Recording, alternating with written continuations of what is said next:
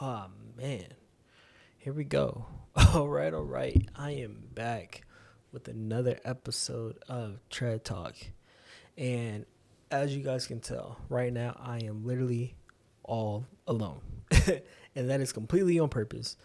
Um, I felt like I haven't done an episode alone since I first started this thing, honestly, and I feel like there's a lot that has to be addressed, and there's a lot that's happening right now that we got to get into. So, without further ado, let's just go ahead and get into it. I would say I started this podcast stuff not really knowing what could come from it.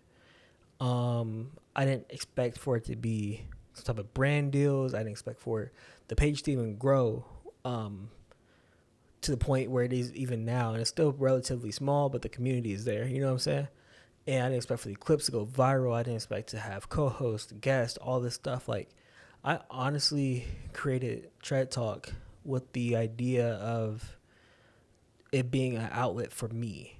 And what I was going through at that time was a lot of, like just mental stuff and going through a breakup and just looking for some new form of content. And I always loved podcasts. And I was like, I got the cameras, I got the lights, I got the mics. Like, I want to start one.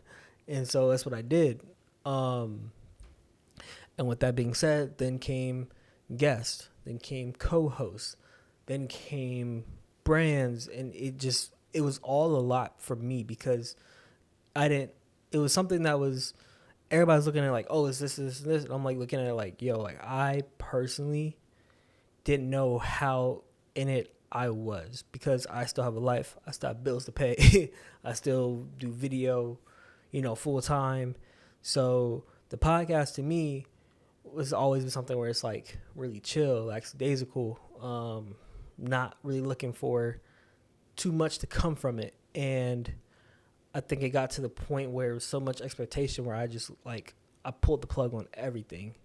And I think certain people's ideas and visions for something that I set up, I wasn't really trying to listen to. And I'm not even gonna go into like right or wrong or whatever, but in my opinion, it just was like, yo, I'm investing all my time, all my money, all my equipment. I really shoot this in my house, as people know, and I just didn't, really care for another opinion, or people are saying, oh, do this way, do this way, and I'm like, that's cool and all, guys, but I started all this for fun. I don't need this podcast. I don't need the money that may come from a podcast. Like, so to me, it just was like, I'm not going to keep listening to this stuff. But man, and with that being said, I apologize to all of people who start listening to this podcast and start watching the podcast out of support for me. And I feel like I personally took the back burner on a project I started out of my own, for my own comfort, and to give people something that mess with me. All the crazy stories. My first episode did like 100,000 views on one clip. Like, all this stuff, and I feel like I just wasn't genuine or true to the people that, were in support of me and whatever my journey continued. And I've heard a lot on this podcast that, I became really silent. My voice was no longer being heard. And I agree. I do think that, I took the back seat and I just wanted to see it grow after a while. But by doing that, I was burnt out, guys. If you guys look at old episodes, I was burnt. I was tired. I don't want to deal with multiple personalities in my place and my house all the time. Like, it got a lot. But, yeah, so I honestly do think that moving forward, let me just clarify all this. Me and Ant, we're still going to do our regular Sunday podcast where we talk about film and life and get all of them crazy views and reactions from everybody, you know what I'm saying? But moving forward, I do want to venture out more. I travel a lot. That's also why the podcast isn't as consistent. So I do want to take this on the road with me. I just, was worried about what this person might think, or this, or this. Or it's like, I'm at the point, I'm doing it for me. If you support me, support me. If you don't, you don't. I don't care. But I want to take this on the road more. I want to do more interviews with people who are in different parts of the country. I travel for video, so I want to, start knocking out episodes with different people. And yeah, honestly, just give you guys more of my personal input. Like, this is my check-in for y'all. You know what I'm saying? So I got some crazy takes, and we're going to get into all of that today. Man, but it feels refreshing right now, honestly, guys, to just be back talking to everybody one-on-one. Like I said, me and Ant are still doing our thing. Can't wait for him to come back on the next episode that you guys will probably see. Yeah, but man, let's talk about this real quick. How much do podcasts start to? How much do podcasts? I can't even talk today. How much do podcasts cost to start? And ideally, to start a good podcast, honestly, if you're going the video route, your biggest investment might be just your camera. You know what I'm saying? Getting a good mic is honestly the most important thing. As I've learned, a lot of people will listen to a podcast and not care what the video looks like, but they will not watch a good-looking video with terrible audio. Like, that is my number one rule. So, starting my podcast, I literally was like, okay, I already got the camera. I have a Lumix S1H. Like, it's cool, right? Like, I have above what's needed to actually start, but I recommend any DSLR. Get yourself some good lightings. Focus also on the backdrop, guys. I think having a nice backdrop is what separates people from different podcasts. Like, if people get used to feeling like they're in the room with you, like your room is so abstract and unique, then it creates a sense of community where it's like, yo, when I see that room, I know who's going to talk. I know what they're talking about, stuff like that. Mics, beginning of my episodes, man, we were using some Amazon mics, and they got me there because I knew how to mix audio pretty good, and do a lot of post work. But to avoid doing so much post work and doing everything all in one shot, I have some Rode mics. No secret, you guys can tell off the top of watching any of my videos, I use Rodes. They go into a Zoom recorder, simple, record from there, have it out to there to the camera. But yeah, I think I spent a total of, I'm not going to count my camera because my camera, that's not fair. But I think in total for 2 good mics and a good recorder, probably and I bought the mics used. I think that was cool, like $400, right? And that's a good deal. But I will say roughly $500 you can start yourself a podcast. I don't know why I even brought this up, but I just wanted to give game to people. Man, this is the whole reason why I started this podcast. I just love giving out game. I love talking cameras. I love talking sports. I love talking everything. So, with that being said, let's get into some camera talk. The Sony FX5 has dropped. I personally, I saw it, and at first I was like, okay, this is cool. Like, they have 3 base ISOs. Like, that's pretty dope, But then I thought to myself, like, when am I really shooting underneath that much low light?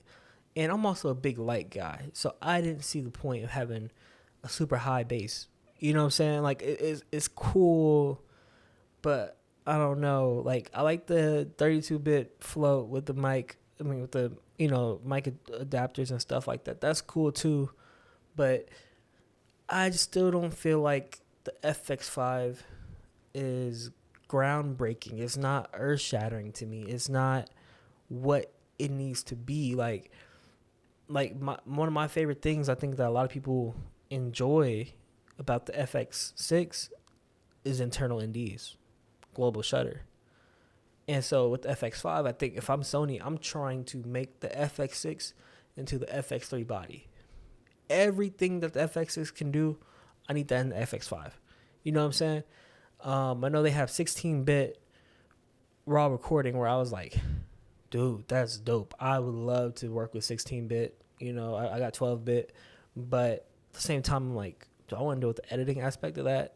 How, especially with everything going to social media nowadays, is like, is the juice worth the squeeze? Now, if I'm doing solely like film work and I'm doing bigger commercial work, which I do as well, then yes, that's a great feature to have. Still a pain on the editing side, but especially with having to get new computers and stuff just to run DaVinci nowadays. But we're not talking about that. But do I think that's a good camera for that? Yes, but do I think it's a good camera for people who do mostly reels and socials and no, I don't. I don't think that's what you need. You don't need 16-bit. But for me, it's a cool feature. I really geeked out over it, but I just don't think it's enough, guys.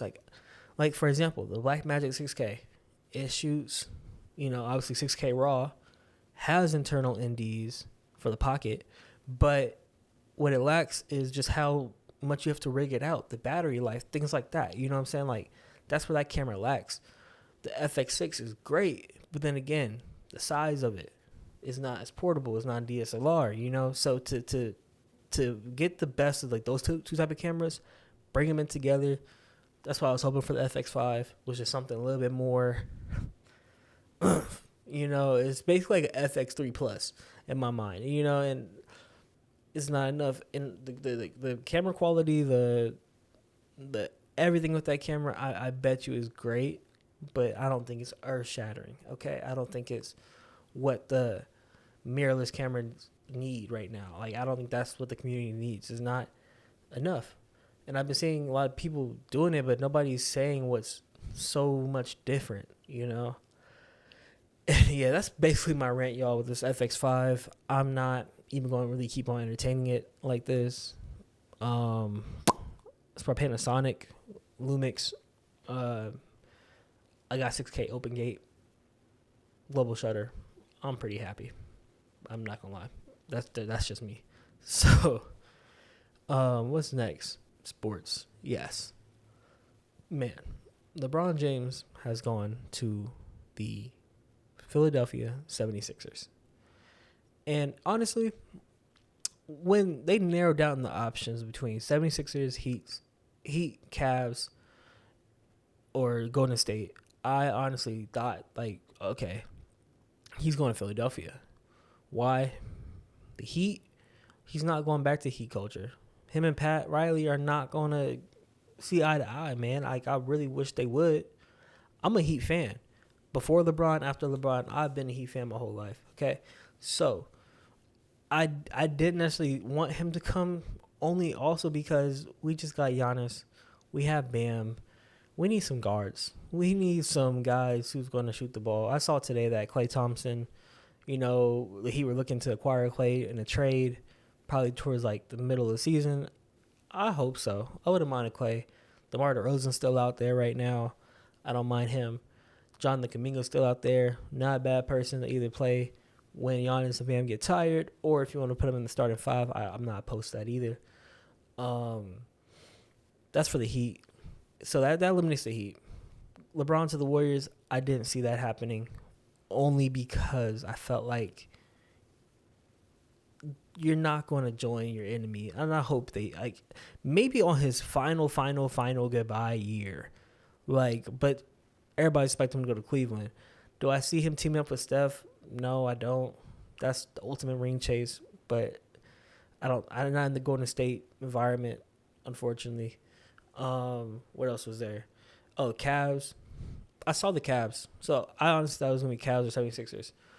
Cavs were, if he was really planning on retiring after this year, I would imagine he goes to Cleveland to do his farewell tour. You know what I'm saying? That's his LeBron James Dynasty book. I don't.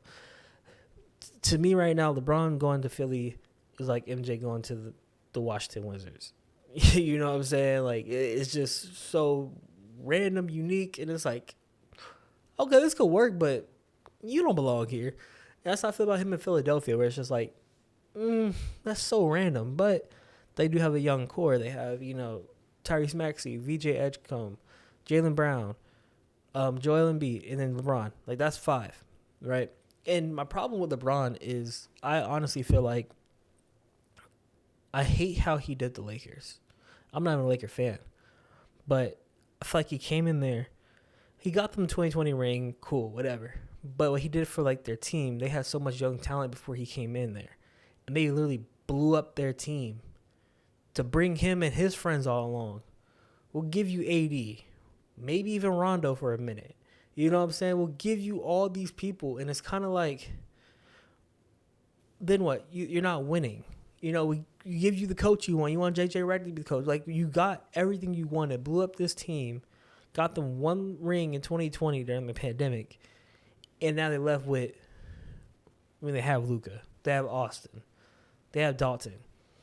But that, I'm not really jacking that. That's not really, to me, a promising winning future when it comes to getting a championship, in my opinion, right? Like, especially in the West. The West is stacked right now. So I don't think that LeBron, like, I don't think that's enough. I don't think that what LeBron did was fair to that organization, where it's just like, I'm going to come in here and make so many demands and leave when I feel like it. And it's like, they have really, like, their young core is not as strong as it should be. We saw OKC build off of that young core and win. That's not, like, what he set them up to do. And they got Bronny James. Like, don't even get me started, man. But I honestly do feel like my fear for LeBron joining Philly is that Tyrese's development will automatically go down. Like, I'm not saying he won't play. I'm not saying that he won't drop numbers. I just feel like that his growth as a player may be stunted because of all the politics that lie around LeBron James. I'm just saying. And I also do believe that if I'm Jaylen Brown, I'm mad. I'm mad LeBron's here. Because I feel like right now, this is Jaylen Brown's time to shine. This is his time to make sure that he can prove to everybody, like, I'm still something without Boston. I'm still me. I'm still here. Everything I was saying, I'm finals MVP, I'm this, I'm that, y'all looking over me. This is my time to shine. He's not doing that. Or hopefully, I hope he is. But with LeBron and the politics that lie around all of the stuff that's happening, he might not have that same thing where people are going to be like, well, bro, you play with LeBron, that's why you won. Y'all were stacked. Because now it's, oh, y'all are stacked. Even though he was traded there, but it's like, oh, Jaylen Brown, if you win anything, y'all were stacked. You had VJ. You had Joel, who was another MVP candidate. And I think he did win it. Yeah, he won MVP too. Like, you have all these tools, even though he was traded. I just hope that doesn't, people don't look at him differently, like, oh, you were given this. No, he was traded there. He played the cards that were dealt. That's it. Now, I do think that in order for Philadelphia to be successful, I do think that LeBron will have to average below 20. Honestly, you got to spread the love, bro. You got to spread the wealth. Like, those young guys, they got to eat. They like, LeBron getting above 20 is not going to allow them to win. Because how many shots he's going to put up, how much effort is going to take for him to get to his average. You passing up shots on young guys, you passing up all, like, the team chemistry is going to be messed up, bro. So, yeah. But, honestly, I'm down to see what happens. I think LeBron probably is going to stay in there till Bryce gets in the league, and I really hope. It's a beautiful thing, playing with your kids and stuff like that. But I just really hope he does not blow up Philadelphia worse than it already has been. And I could honestly see, and people have said I was crazy, but I could see a blockbuster trade happening with Joel Embiid before the season's over. I know that's crazy. I know that's wild. But hear me out. We thought Luka wasn't going nowhere. We thought AD wasn't going to go nowhere. Y'all saw what happened. Joel has not been happy already. With LeBron there, he might try to find some happiness. But if it don't start working out, and who they going to trade for? I don't know. I don't know. Like, a comparable trade would be like somebody like Giannis or something. But Giannis ain't going nowhere. He's in Miami, which I'm happy about. But I don't know, man. Especially at that position. So, with that being said, y'all, this is Tread Talk. I'm out of here. Cameras, lifestyle. There will be more solo episodes. I'm just putting this little filler out there for y'all. Peace.